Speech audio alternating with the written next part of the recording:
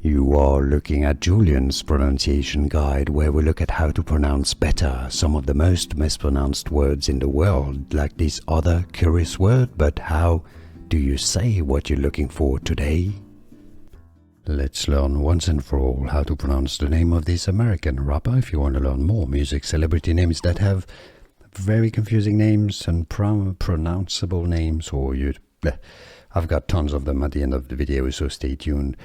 Quavo, okay, so yeah, there could be different interpretations of how this is pronounced, but yeah, you really have to separate out the Q-U-A. Q-U is Q, and then A, so it's a bit of a diphthong. Quavo, okay, so it's not Quabo, it's not Cabo, Quavo, not Quabo, not Quavo, yeah, it's confusing me also.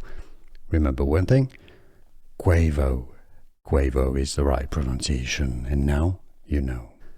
Here are more videos on how to pronounce more confusing words and names too many mispronounced. Like this video if you found it useful. I appreciate your support. I'll see you soon, and thanks for watching.